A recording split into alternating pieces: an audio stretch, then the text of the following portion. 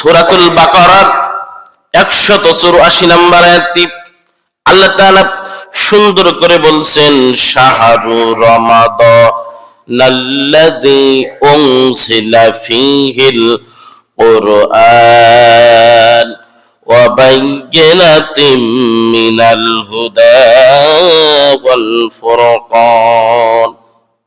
আল্লাহ তাআলা বলছেন সেই মাসটা হলো রমাদান মাস, জোরে কন্যা সুবহানাল্লাহ।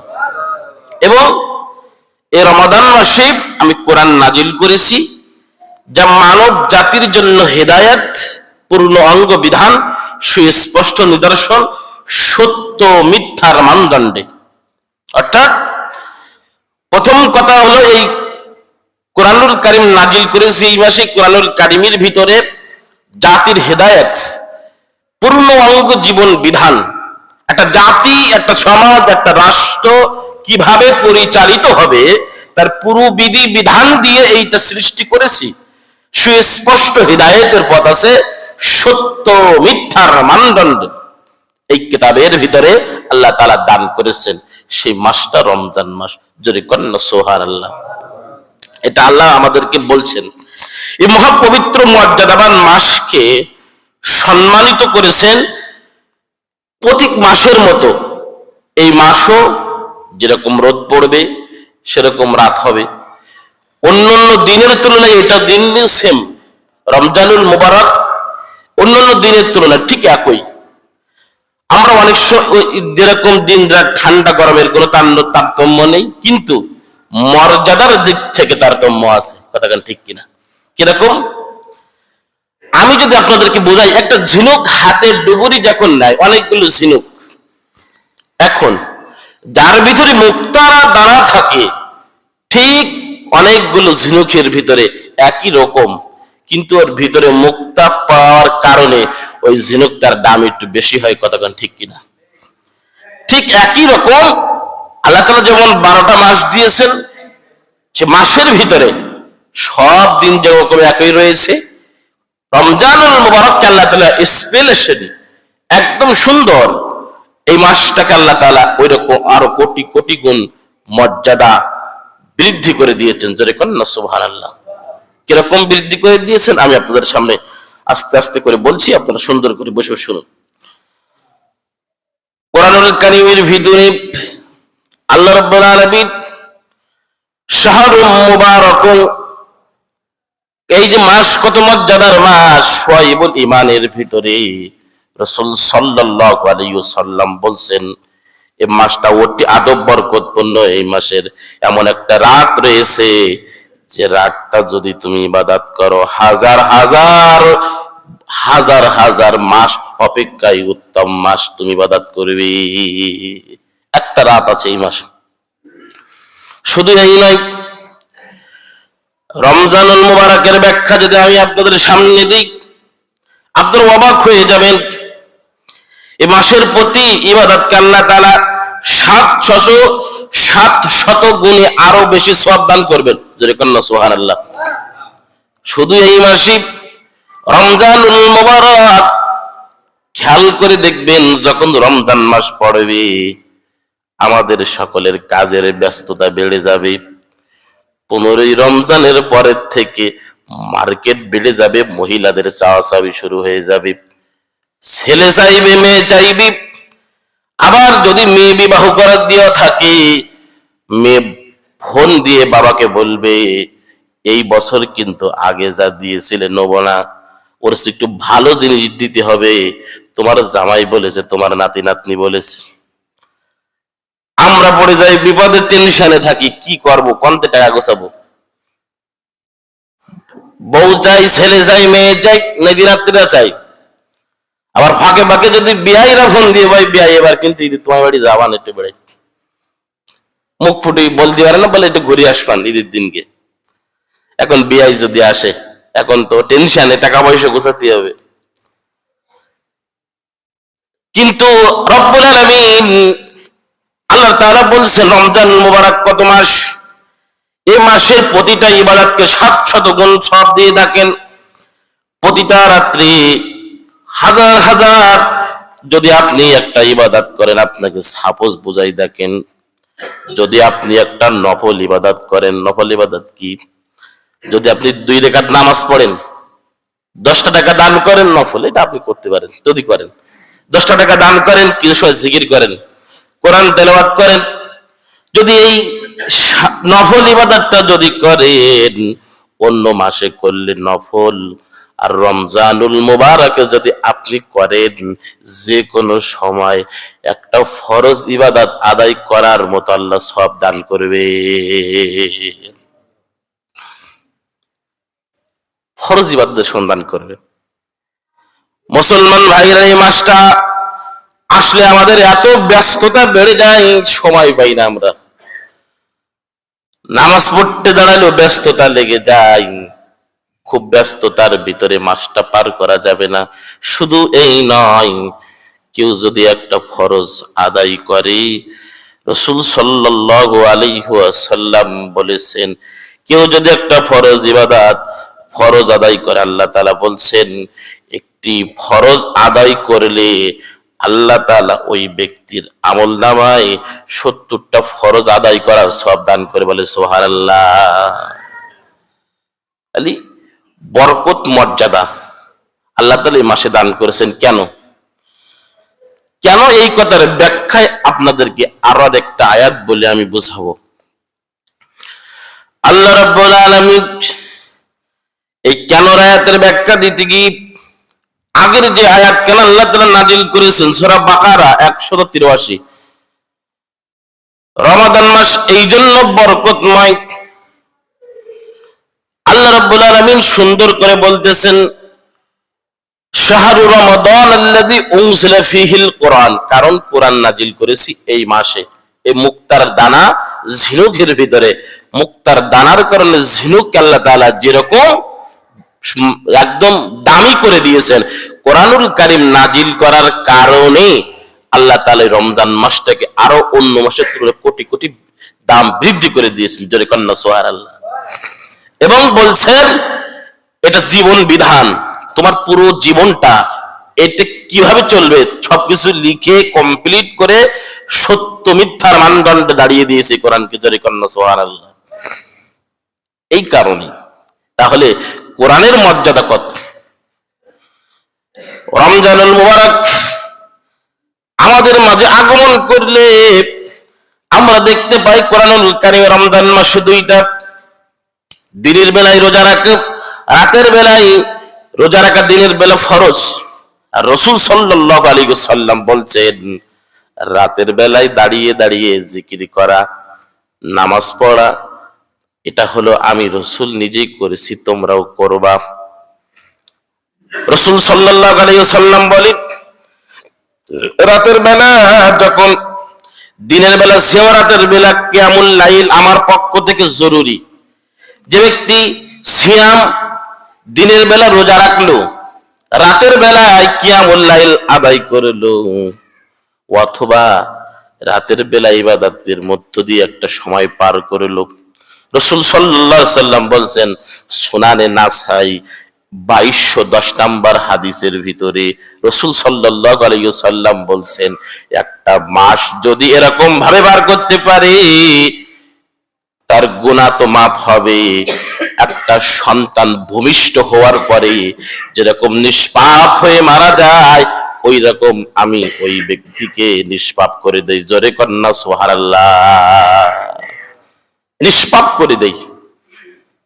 তাহলে রাসূল সাল্লাল্লাহু আলাইহি ওয়াসাল্লাম বলছেন কি, দিনের বেলায় সিয়াম পালন করা, রোজা রাখা, এবং রাতের বেলায় কি কিয়ামুল লাইল আমার পক্ষ থেকে জরুরি করা। যদি করতে পারো নিষ্পাপ হয়ে যাবে, গুনাহ মাফ হয়ে যাবে।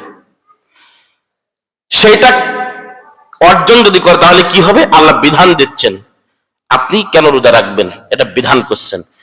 আল্লাহ তাআলা মানুষদেরকে সান্ত্বনা দিচ্ছেন যে মানুষ যদি মনে করে, আমার বান্দা যদি মনে করে যে আল্লাহ তাআলা এই আমাদের উপর চাপাই দিয়েছে, এর আগে যারা পৃথিবীতে এসেছে এদের মনে হয় এরকম দায়িত্ব দেয়নি, আল্লাহ সেই সম্পর্কে আয়াতে কালিমা নাজিল করে আমাদেরকে বলছেন। দেখেন কি বলছেন, ইয়া আইয়ুহাল্লাযীনা আমানু কুতিবা আলাইকুমুস সিয়ামু কামা কুতিবা আলাল্লাযীনা মিন ক্বাবলিকুম লাআল্লাকুম তাত্তাকুন। হে ঈমানদারেরা, আমি তোমাদের উপরে কুতিবা, আমি তোমাদের উপরে সিয়ামকে সাধনাকে ফরজ করেছি, এবং তোমাদের পরে তোমাদের পূর্ববর্তীগণ যারা ছিল, তোমাদের আসার আগে পৃথিবীতে যারা ছিল তাদের উপরেও এরকম ভাবে করেছিলাম, এবং এই পূর্ববর্তীর উপরে ফরজ করছিল, এজন্য তোমাদের রাখতে হবে। এবং তোমরা যদি এই রোজা রাখতে পারো, সিয়াম পালন করতে পারো, তাহলে তোমরা কি হবে? লাআল্লাকুম তাত্তাকুন, তোমরা হলো মুত্তাকি হবে, তোমাদের ভিতরে আল্লাহর ভয় আসবে বেশি বেশি। দেখবেন যখন রোজা রাখা হয়, যখন সিয়াম পালন করা হয়, অন্তরের ভিতরে একটা আল্লাহর ভয় কাজ করে। অনেক সময় পানি খেতে গিয়েও কি, যদি রোজা রাখার পরে অনেকেই যদি ইচ্ছা করে যে কিছু খাবো, খেতে পারে, কারণ অনেকেই বিভিন্ন জায়গায় গিয়ে ঘরের ভিতরে গিয়ে ইচ্ছা মতন যদি খায় তাও খেতে পারে, লুকিয়ে খেতে পারে। আবার অনেক সময় ইফতারের সামনে আসার পরেও 2-1 মিনিট ঘড়ি দেখে যে কত বেজেছে দেখে নেই, 5 মিনিট বাকি আছে, ঘড়ি দেখে, খায় না। এটা কি? আল্লাহ তাআলা ভয় অন্তরে কাজ করে। এজন্য আল্লাহ তাআলা বলছেন যে তোমাদের পরে, তোমাদের পূর্ববর্তী গুণের ব্যাখ্যা তিনি দিয়েছেন যে অন্য নবীদের শরীয়ত সিয়ামের সংখ্যা বিভিন্ন সময় ছিল, ভিন্ন ভিন্ন ছিল। শরীয়তের পুরো রমাদান মাস লাগাতার সিয়ামকে আল্লাহ তাআলা ফরজ করেছেন। আমরা তো বর্তমান সময়ে যা খাওয়া দাওয়া পাই, রসুলের জামানায় এত ছিল না। আমরা যে খাওয়া দাওয়া পাই, আমরা যে খাই, এটা তো আমাদের আল্লাহ কাছে শুকরিয়া আদায় করতে হবে। রসুলের জামানায় এত খাওয়া দাওয়া, খাবার খেতে ছিল না। কিরকম ছিল না? আমি যদি আপনাদেরকে একটা হাদিস পড়ে শোনাই, মা আয়েশা সিদ্দিকা রাদিয়াল্লাহু তাআলা আনহা থেকে একটা হাদিস আসছে যে রাসূল সাল্লাল্লাহু আলাইহি ওয়াসাল্লাম কি বলছেন। হাদিসের ভিতরে রাসূল সাল্লাল্লাহু আলাইহি ওয়াসাল্লামের বিবি মা আয়েশা সিদ্দিকা রাদিয়াল্লাহু তাআলা আনহা বলতেছেন, রমজান আমি রাসূলের পরিবারের একজন সদস্য হয়ে বলতেছি, 1 মাস পর্যন্ত রাসূল সাল্লাল্লাহু আলাইহি ওয়াসাল্লামের পরিবারের কখনো চুলায় আগুন জ্বলেনি, শুধু পানি আর খেজুর খেয়ে আমরা দিন অতিবাহিত করেছি। পানি আর খেজুর খেয়েছি, কোন একাধারে 1 মাস আগুন জ্বালায়নি।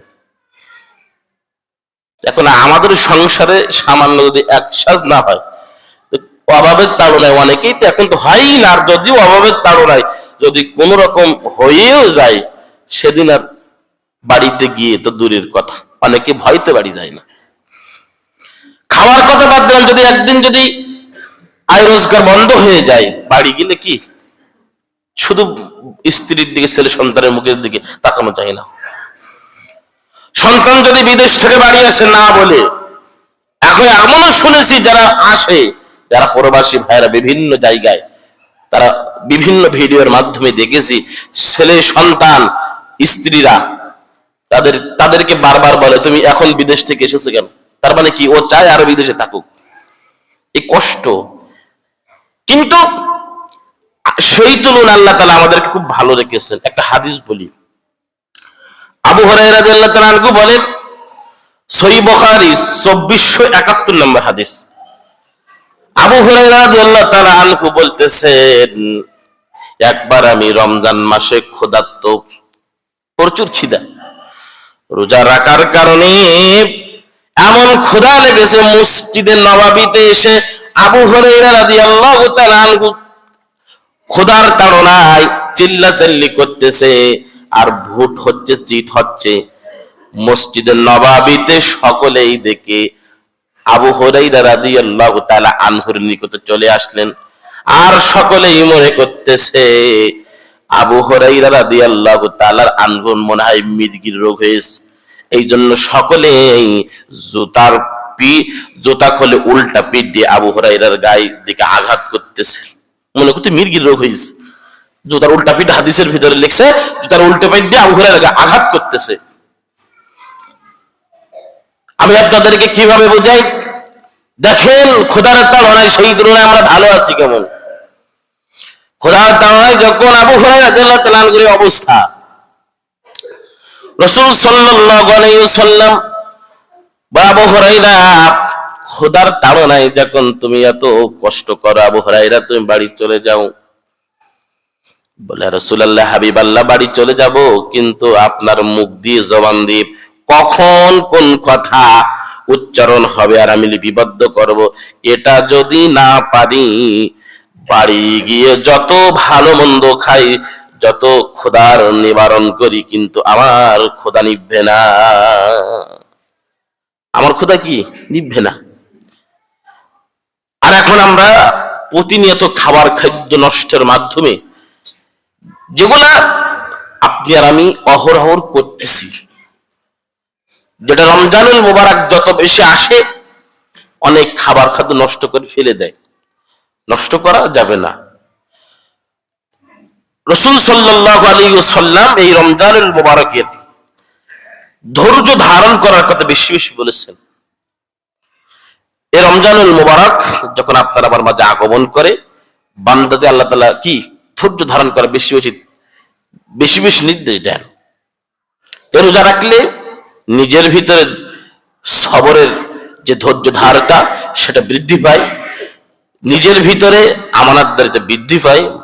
আর সবথেকে বড় কথা হলো এই রোজার আল্লাহ তাআলার বড় কথা হলো, যারা গরিব, যারা ধনী ব্যক্তি যারা আছে, তাদেরকে একটা মানুষ না খেয়ে থাকলে কিরকম ক্ষুধার্ত থাকে তার একটা অনুভব তাদেরকে আল্লাহ তাআলা বুঝায়। একটা হাদিসের ভিতরে আসছে, যারা দেখো ধনী অনেক বড়, কিন্তু রোজা রাখার কারণে তারা বুঝে একটা মানুষ না খেয়ে থাকলে কি কিরকম অনুভব হয়, কেমন লাগে সেটা তাদেরকে অনুভব করায়। রাসূল সাল্লাল্লাহু আলাইহি ওয়াসাল্লাম আরো বলছেন যে এই রোজা মানুষকে শুধু রিজিক বৃদ্ধি করে না, মানুষের বরকত রহমত আর বাড়াই দেয়। কিরকম আমি আপনাদেরকে যদি একটা হাদিস দিয়ে বোঝাই। রাসূল সাল্লাল্লাহু আলাইহি ওয়াসাল্লাম খাব্বাব ইবনে আরদকে বললেন, খাব্বাব, অস্থিরতার কোনো সুযোগ নেই, যদি ঈমানের উপরে অটল থাকো তাহলে সবরের মাধ্যমে, ধৈর্যের মাধ্যমে, রোজার মাধ্যমে, সিয়ামের মাধ্যমে, কিয়ামুল লাইলের মাধ্যমে আল্লাহ তাআলার কাছে বেশি বেশি চাও। আমরা অনেকে রমজানুল মুবারক আগমন করলে রমজানুর রোজা রাখি, কিন্তু নামাজের যে বিধি বিধানগুলো আছে ওইগুলো মানতে চাই না। রমজান মাস আগমন করলে আমরা রোজা রাখি, কিন্তু রমজানুল মুবারকে নামাজ ঠিক মতন আদায় করি না, ভালো ব্যবহার করি না। রমজান মাস যখন আগমন করে আল্লাহ তাআলা কত রহমত বরকত দান করে, আপনাদের যদি একটু আমি হাদিস পড়ে শোনাই তাহলে বুঝতে পারবেন। রাসূল সাল্লাল্লাহু আলাইহি ওয়াসাল্লাম বলেন যে রমজানুল মুবারক যখন আগমন করে আসমান থেকে রহমতের দরজা খুলে দেওয়া হয়, যেরকম সুবহানাল্লাহ। শয়তানদেরকে আল্লাহ তাআলা শিকল দিয়ে আবদ্ধ করে জাহান্নামে নিক্ষেপ করে, জাহান্নামের দরজা বন্ধ করে দেওয়া হয়, আর জান্নাতের দরজা খুলে দিয়ে বান্দাদেরকে আল্লাহ তাআলা জান্নাতের আবাস দিয়ে দেন, যেরকম সুবহানাল্লাহ। রমজান মাসের কত ফজিলত আমি যদি আপনাদেরকে বলি, যখন কোন মানুষ রোজা রাখার পর যদি মনে করে কষ্ট হচ্ছে, হাদিসের ভিতরে পাওয়া যায়, যদি মনে করে কষ্টের কারণে রোজা রাখার পরে যদি কষ্ট কারণে ও ব্যক্তি শুয়ে পড়েছে, যে কষ্ট হচ্ছে শুয়ে পড়ার পরে ওই ব্যক্তি যখন কষ্টের তাড়নায় কাউকে বলে না, রোজা রাখার পরে যদি কষ্ট হয় কেউ কাউকে বলে না, যদি একবার একটু পিঠ উবুড় করেও যদি এগোড় ওগোড় দিয়ে দেয়, হাদিসের ভিতরে রাসূল সাল্লাল্লাহু আলাইহি সাল্লাম বলছেন ফেরেশতারা এসে ওই বান্দার গায়ে পাথর দিয়ে আর মাথায় হাত বোলায়। আমরা তো ম্যাক্সিমাম অজুহাতে আমরা রমজান মুবারক আদায় করতে চাই না, কিন্তু যারা সামর্থ্যবান আছেন, যারা শরীর ভালো সুন্দর, রাখতেই হবে ফরজে আইন, কোন অজুহাত কি আর যারা অজুহাত পেশ করেন তাদের জন্য আলাদা, অসুস্থ ব্যক্তি শরীর রাখতে পারে না, তাদের বিধান আছে, আল্লাহ তাআলা বিধান করেছেন, এটা আপনি পালন করতে পারেন। কিন্তু রমজানুল মুবারক যখন আদায় করবে, রমজান মুবারকের সবচেয়ে বড় একটা সওয়াবের কাজ আছে। কোনটা? রাসূল সাল্লাল্লাহু আলাইহি ওয়াসাল্লাম বলেন, রমজানুল মুবারকে কোন ব্যক্তি যদি কাউকে ইফতার করায়, একটা খেজুর দিয়ে হোক অথবা ইফতারি খাওয়ার খাদ্য দিয়ে হোক, কাউকে যদি ইফতার করায়, ওই ব্যক্তি সারা দিন রোজা রেখেছে, যে সওয়াব হবে আল্লাহ তাআলা ওই সারা দিনের সওয়াব তার যে ইফতারি করাবে তাকেও দান করবে। জোরে কন্যা সুবহানাল্লাহ। এটা একটা খুব ভালো সওয়াব। কেউ রোজা রেখেছে, তার একটা ইফতারির ব্যবস্থা করলেন, এটা রাসূল সাল্লাল্লাহু আলাইহি ওয়াসাল্লাম বলছেন, একটা খেজুরও যদি দেন যে ভাই আমার আজকে আমি আপনাকে ইফতারি করাবো, বা আমি ইফতারের সরঞ্জাম আপনার বাসায় পাঠিয়ে দিচ্ছি, কিন্তু আপনি ইফতারি করবেন, উনিও যদি খুশি হয়ে আপনাকে ইফতারি পরের দিন, ভাই আমি আপনাকে পরের দিন ইফতারি করাবো, এইটা তো সৌজন্যর বোধ। এটুকু দেখানোর কারণে সারাদিন যদি 5 জন ইফতারি করে, ওই 5 দিনের রোজার সওয়াব তার আমলনামায় হয়ে যাবে। যেরকম না, সুবহানাল্লাহ। এটা আল্লাহ তাআলা রাসূল সাল্লাল্লাহু আলাইহি ওয়াসাল্লাম বলছেন। রিজিক বরকত আল্লাহ তাআলা এই মাসে এত বৃদ্ধি করে দেন, অহরহ অনেক। সেটাকে আপনাকে 1 মাস ধরে আস্তে আস্তে আলোচনা করে আপনাদেরকে বলছেন। শুধু এই নয়, নবী করিম সাল্লাল্লাহু আলাইহি ওয়াসাল্লাম বলছেন, জাহান্নামীদের নিজের হাতে দেখবে না। জাহান্নামের ভিতরে যারা রোজাদার ব্যক্তি, যারা রোজা রাখবে, আল্লাহ তাআলা জাহান্নামে তাদের জন্য ভালো একটা জাহান্নামদের ঘ্রাণও তাদেরকে পাওয়াবে না। রোজাদার ব্যক্তি যদি সুন্দরভাবে সাবলীলভাবে যদি রোজা রাখে, রোজা রাখার পর আল্লাহ তাআলা সারাটা দিন রোজা রাখার পর আল্লাহ তাআলার কাছে যদি ইফতারের সময় দোয়া করে, যখন হোক দোয়া করে, আল্লাহ রাব্বুল আলামিন ওই রোজাদার ব্যক্তির দোয়া একদম সাথে সাথে কবুল করে নেয়, যদি ওই ব্যক্তির ঈমান থাকে, শিরিক না করে। যদি শিরিক না করে, নিজের ভিতরে যদি শিরিক না করে, রাসূল সাল্লাল্লাহু আলাইহি ওয়াসাল্লাম বলতেছেন, ওই রোজাদার ব্যক্তির দোয়া আল্লাহ তাআলা কবুল করে নেয়, সাথে সাথে কবুল করে নেয়। এইটা কোটা ভাবতে হবে, রমজান মুবারক সামনে আগমন করতেছে, নিয়াত চূড়ান্ত থাকবে, জীবন বেঁচে থাকা পর্যন্ত কখনো কিন্তু আমরা রোজা ছাড়বো, যতক্ষণ বেঁচে থাকি রোজা কি ছাড়বো না, এই নিয়াত করতে হবে। কোনো অজুহাত চলবে না। 11টা মাস পরে আল্লাহ তাআলা রমজান মুবারক আমাদের মাঝে আগমন করাচ্ছেন।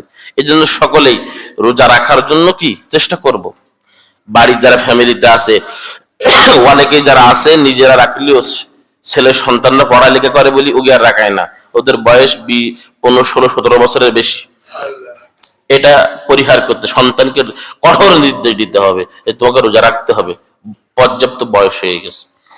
এজন্য পরিবার ফ্যামিলির প্রতিও নিজেকে কি দায়িত্ববান হতে হবে, নিজের স্ত্রীকেও দায়িত্বশীলতার পরিচয় করাই দিতে হবে, তার কাজটা কমাই দিতে হবে। অনেকেই রোজা রাখলেও বাড়িতে নিজের স্ত্রীর প্রতি খাবার খেতে বিভিন্ন জিনিসপত্র এনে এত ভাবে তাকে লোড দিয়ে দেয় যে উনি রোজা রেখেও কষ্ট করে সারাটা দিন। কখনো এটাও ঠিক করতে হবে, তোমাকেও কিছু আগায় দিতে হবে, এটা একটা সুন্দর পরিচয়। আসুন আমরা সকলেই, আমাদের সামনে রমজান মুবারক আগমন করতেছে বেশ কিছুদিন পরে, আমরা যেন সুন্দরভাবে আল্লাহ তাআলা আমাদের রমজান মুবারকে রোজা রাখার পুরা মাস, রাসূল সাল্লাল্লাহু আলাইহি ওয়াসাল্লাম দোয়া করতেন, পুরা মাস যেন রোজা রেখে কিয়ামুল লাইল আদায় করতে পারি, সে তৌফিক আল্লাহ দান করুক। সবাই আল্লাহুম্মা আমিন। ওয়া আখিরু দাওয়ানা আলহামদুলিল্লাহি রাব্বিল আলামিন।